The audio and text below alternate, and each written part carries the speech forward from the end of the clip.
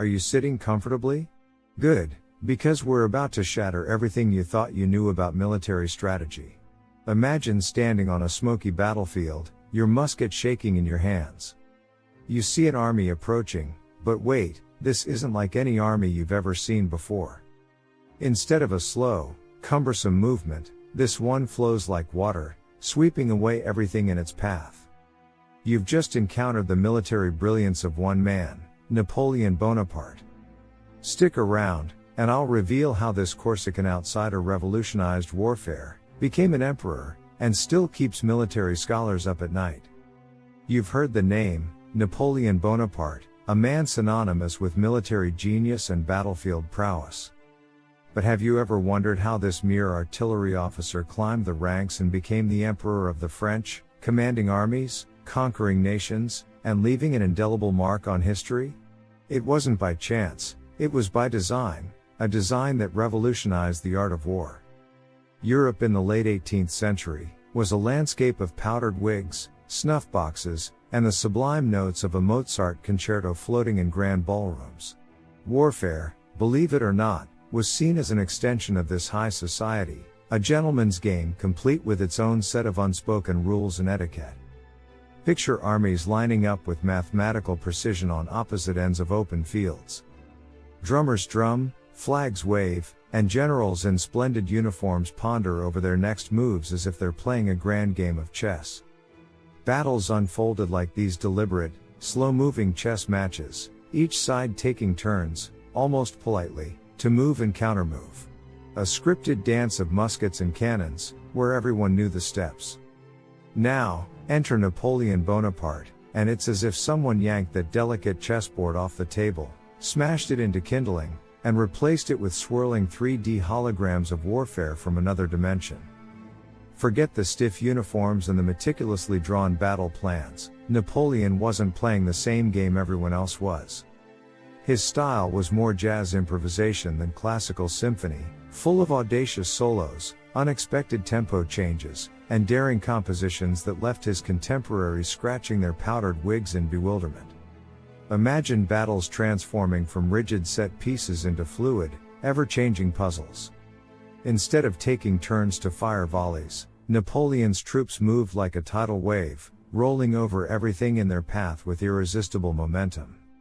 The traditionalists were horrified, but there was no denying it. Warfare had entered a new age, and at the center of this whirlwind was Napoleon, his eyes ablaze with a kind of vision that only comes along once in several lifetimes. And this is why we're still talking about Napoleon today, why military academies pore over his battles, why scholars debate his tactics, and why he became synonymous with military genius. Because when Napoleon stepped onto the battlefield, he didn't just rewrite the rules of war, he reinvented them in a way that left an indelible imprint on history. Let's delve into one of Napoleon's most astonishing contributions to military strategy, the invention of the corps system.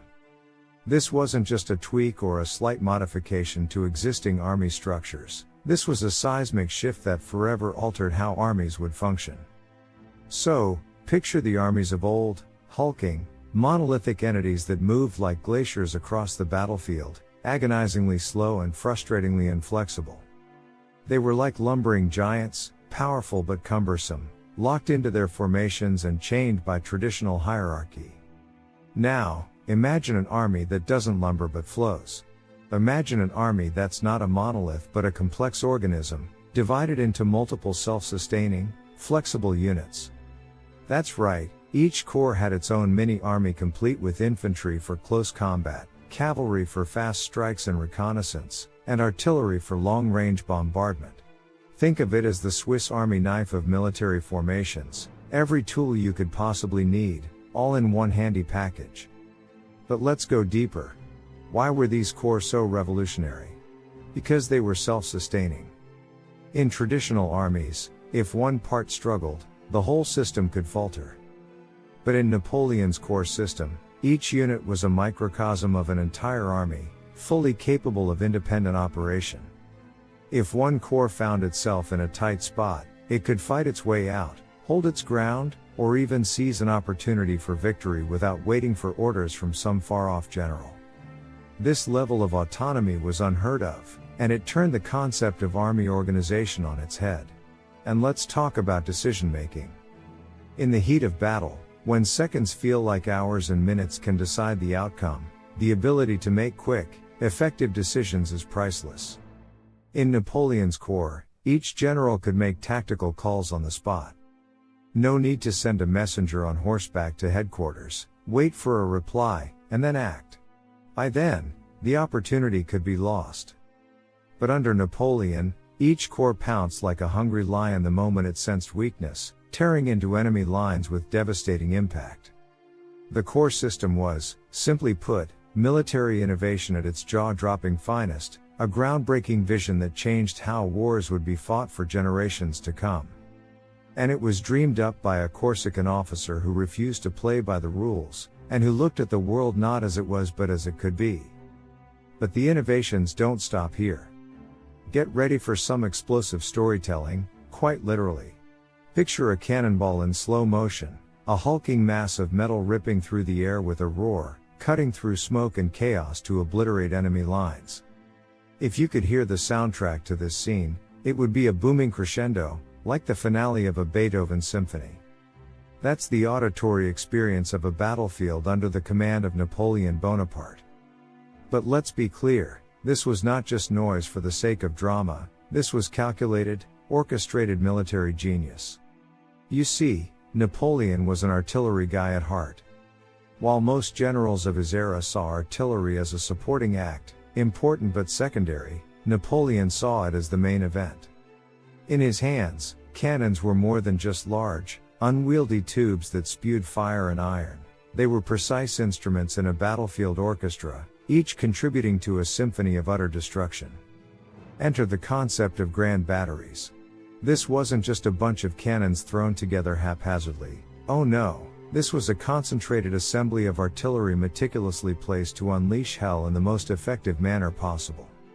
These grand batteries had a singular mission: soften enemy positions like a hammer to a chisel, carving out weaknesses and shattering defensive formations. Once the cannonballs created enough chaos and disarray, the stage was perfectly set for the next act, a sweeping assault by the infantry and cavalry, coordinated like the different sections of an orchestra coming together for a triumphant finale. But don't think of this as indiscriminate shelling. Napoleon was not about wasting resources or manpower. Each cannon, each shot, was a calculated decision, aimed at achieving maximum psychological and physical impact. It's like he had a sixth sense for where to place his artillery, for which enemy position to target to cause the most havoc. He was so adept at this that even when he was outnumbered or outgunned, his strategic use of artillery often turned the tide in his favor. When we talk about Napoleon's genius, we're not just talking about a man who was good at moving troops or capturing territory. We're talking about a commander who understood the art and science of warfare, who knew how to make each aspect of his army, be it infantry, cavalry, or artillery, sing in perfect harmony.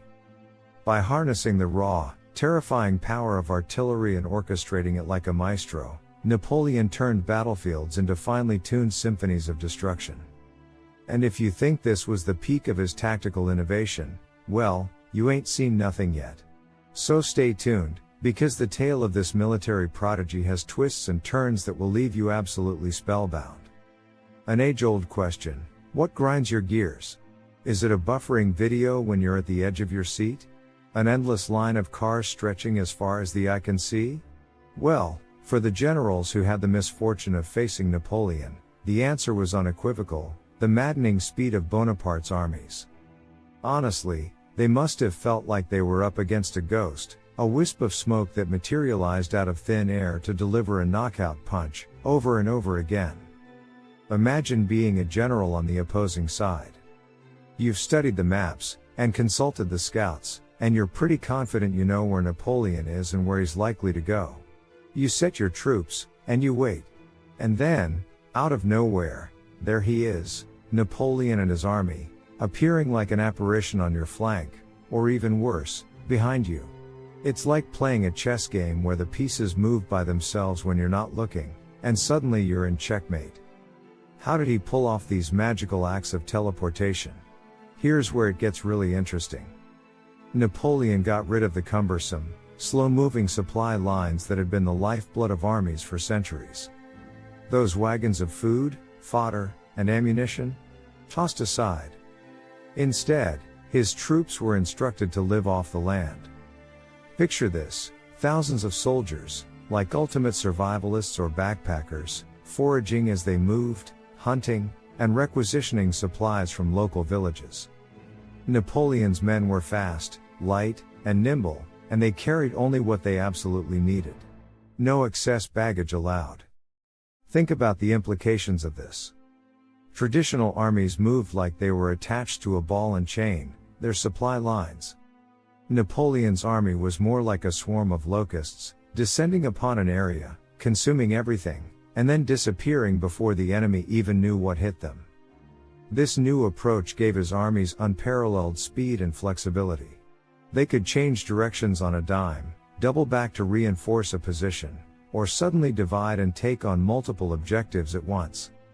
This wasn't just a faster army, it was an entirely new paradigm of military movement. And this strategy was far from reckless. By minimizing their reliance on supply lines, Napoleon also reduced his vulnerabilities. No more long trains of wagons that could be easily intercepted and destroyed, thus crippling the army. Instead, each corps became a self-reliant unit, capable of supplying itself as it rampaged through enemy territory. So, the next time you're annoyed by slow Wi-Fi or sitting in traffic, spare a thought for the commanders who faced Napoleon. They had to contend with an enemy who defied all their calculations, who appeared where he was least expected, and who forced them into battles they were entirely unprepared for, all because he understood that in war, as in life, speed isn't just about how fast you move, it's about how fast you think, adapt, and seize opportunities. And Napoleon was a master of them all. Now, we've talked about the tactical genius, the revolutionary strategies, and the speed of Napoleon's forces, but let's not overlook another essential facet of the man, a mastery of the human mind itself. Napoleon wasn't just a commander who moved pieces on a board, he was a maestro who orchestrated the emotions and beliefs of his men, turning ordinary soldiers into passionate disciples. It was as if he held the cheat codes to the human psyche. When Napoleon spoke, his words weren't mere sounds strung together, they were like electric charges that jolted through your veins. He instilled in his troops an unwavering belief that they were invincible, a part of a grand narrative that would change the world. This wasn't your average, run-of-the-mill pep talk, this was a transformative oratory that fueled the fires of self-belief and courage. Each soldier felt like they were a chosen one, selected to be a part of something far greater than any individual could ever be. But here's where it gets even more intriguing. Napoleon's charisma wasn't just an internal force, it extended beyond the ranks of his own men and seeped into the psyche of his enemies. Yes, even those who stood against him couldn't help but respect the guy. Imagine being so impactful, so captivating, that even the people who are literally trying to kill you can't help but tip their hats in acknowledgement of your brilliance. But no story is complete without its tragedies. Even the great Napoleon had his Waterloo, literally. Despite rewriting the rules of war, he found himself ensnared by his own ambition. The invasion of Russia was a disaster of epic proportions, and it marked the beginning of the end. Exhausted, outgunned, and outmaneuvered, the once invincible armies of Napoleon met their tragic fate. But even in defeat, he left an indelible mark on history. So, why does Napoleon still captivate us today? Because he didn't just wage wars, he transformed them. He took what was known, shattered it, and rebuilt it in a way that changed the course of history. Military academies still teach us tactics, and strategists still marvel at his genius. The man from Corsica became a legend, an icon, a subject of endless study and fascination. His legacy is a testament to the power of innovation, audacity, and sheer willpower. There you have it, folks, a whirlwind tour of how Napoleon Bonaparte rewrote the rules of war and left an everlasting impact on the world. If this tale captivated you, hit that like button, share this video, And don't forget to subscribe for more mind-blowing historical deep dives. And until next time, keep the wheels of time turning.